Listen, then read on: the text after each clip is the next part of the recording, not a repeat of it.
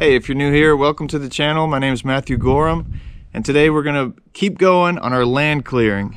But since I got these new piranha teeth for the front of the tractor, and I'm using Grandpa's bush hog with this tractor, I have been able to clear so much land so much quicker. So yesterday, in a couple hours, I cleared what otherwise would have taken days. I'm gonna get into what other things you could use. You could rent a forestry mulcher, you can hire someone out to do it. Or, assuming you don't have any machinery, you can take your loppers, maybe a small chainsaw or handsaw, a hard rake, and a pitchfork. With those few tools, you can do a lot of clearing. It just takes time, it takes energy, it takes patience. At our old house in Texas, we lived next to a church. And on this church was probably a 4 or 5 acre woodland lot where this one guy, I would see him all the time. He was out there with loppers, a small chainsaw sometimes, but he was doing it all by hand, and he cleared 4 or 5 acres of woodland privet that had grown under oak trees over a year and a half. It took him time, but it can be done if you have the patience for it. So this burn right here we had piled up for a couple weeks, and it happened to be dry during that period. This burn is going down nice and quick. I think we started it with the garden torch. The garden torch is a must-have if you're going to be doing much burning like this. It gives you a nice reach to be able to go deep inside of burn piles to get where maybe some leaf litter is to start. It really is our preferred method of starting these larger burn piles. Hold on. Back in. At this point on this particular burn, we've got a nice bed of coals. The fire was hot, very hot, and the material is somewhat dry in the area. So we're just gonna rip down anything green, dead, dry, whatever you got, and we're gonna pile it on while we have the energy and the focus. That's a good bundle. That one's attached. Yeah. I like this single hand clip. We had been running loppers, but in this case, when you're ripping vines down with one hand, it's so nice to have a single-handed clipper. The fire had started to die down. We've thrown on so much green. That's when I'll go in and get some dry leaves or dry sticks, throw that on, and you'll start it back up again.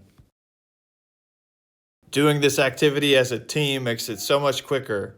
When you have a team of people, you seem like it gets done so quick. You're happy, you're singing a song, and before you know it, your brush problem will disappear. Long gone, bye-bye.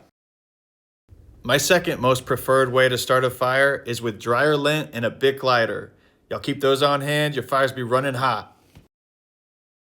This double right here, I started with the garden torch, which is the preferred method. This brush was left over from my video, clearing brush with a brush hog and piranha teeth on an LX 2610. Go back and watch that video if you haven't already. And if you would, touch the like button, share a comment. What would you like to see from my channel? This summer, we're going to be putting in a campground and potentially building some mountain bike trails. Y'all stick around for that. So while we're doing the very necessary work of burning off this brush, we're actually adding to the stick pile on the left of the screen. That's going to be for my shredder. If you have a shredder, these long, narrow branches are what you want. Easy to shred, making great wood chips for your garden. This pile is like the main event for this video. I started pushing it up with the tractor, and my son quickly lit it with the garden torch. I've had my eyes set on this pile since we moved here, maybe even before. This is stuff that they had left, and it's plenty moist today. There's no wind. It's supposed to rain this evening, so should be a good time to burn. Check out that pond. Can y'all see that over there? That's real nice. How long do y'all think it's going to take to burn? Leave it down in the comments below. All will be revealed. Y'all stay to the end of the video to find out. So as far as conditions go, you really want it to be moist, but not too moist outside or it won't burn. If it's dry and hot, and it's been dry, and there's tinder around, you don't want to burn. Just wait, the season will come. I believe that's been about 3 hours so far. I'm just about to push it up. We've been out here having a picnic with our dogs, Sasquatch and Yeti, and we're calling him Sam. We call him Sam Squanch, but Sam for short. And Yeti is already short enough, so Sam and Yeti. Great Pyrenees mixes, working dogs. They came from sheep and cattle protection, their parents are. And we got them last week. They've been here for, what, just about a week? And it's almost Easter. And it's almost Easter. Tomorrow will be Easter. And what are you running, Otis? The idiot stick. The idiot stick. Should we get some action of it?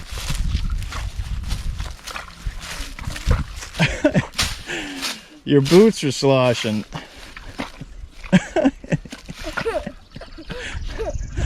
I wanted to do as much as I could with the tractor, but it didn't work out, so I just had to do it by hand with this pitchfork. Anytime you're dealing with fire like this, you want to have long sleeves, preferably thick clothing, cotton maybe. Polyester's a no-go, you don't want that flammability on you. Safety glasses aren't a bad idea. And you can see in this video, I've got my hood up, I've got my hat on, I've got safety glasses, but I don't have a face covering.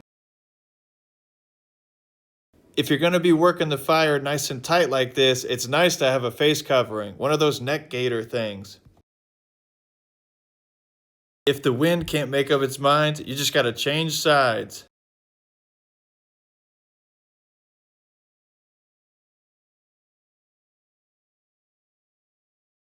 Now it's spreading out. It lit, huh? I moved all those sticks right on top.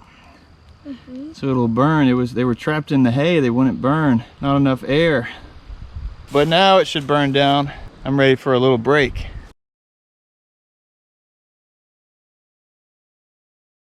A couple hours later, it started smoldering again, so I knew it was time to push it up. This time I was able to separate the stall bedding from the logs that were still burning.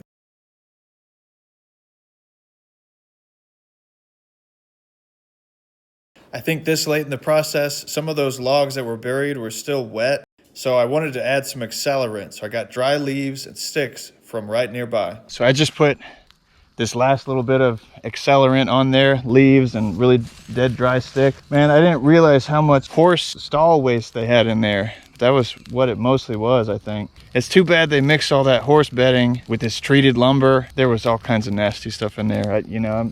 I'm just gonna end up spreading the ashes around here, but it's too bad because that could have been decent compost. Let it age for a couple of years. So what did y'all guess? It's probably about 8 hours now, but it's gonna be till the morning. There'll probably still be some stuff buried under there I'll have to deal with another way. Thank you all for watching. Like, share, subscribe. We'll see you in the next one. It was right at 16 hours when the fire went cold. If you guessed 16 or C, you're a winner. You are a winner.